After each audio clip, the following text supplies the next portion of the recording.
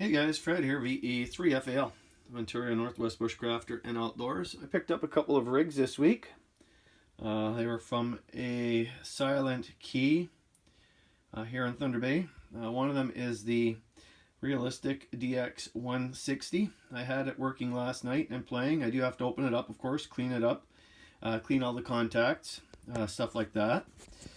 The other one is the SX 190. I had it playing last night, but I have an issue with it that I need to work on, and I'm not sure what it is. I've been searching Radio Reference and a few other places to see what the problem is, but I have the main tuning dial seems to be slipping, and I'm not sure of what mechanisms are in here that may be missing, that I may need to repair, but everything seems to turn okay in here. You can see everything turn, but it is slipping. Like I said, I've been looking up to see if there's any reference to this issue to try and find a fix for it. I've wanted one of these for a long time, and this one's in really good shape, so I would love to get it up and running.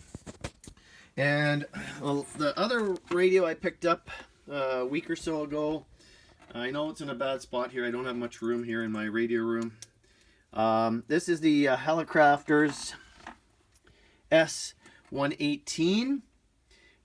This as well, I had it working last night. I had it playing last night, but like all old radios, it does need to be cleaned up. I have some deoxit, I have some air, so I need to clean up all the pots in it and to get everything up and running with that one. So you know, slowly but surely the collection of old shortwave radios is coming together. I know I don't have much of a shack here right now. It's just because I don't have room.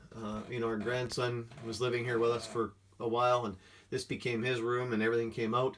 And having, you know, owning the store here, now we've got trying to make this into an office and a radio room at the same time.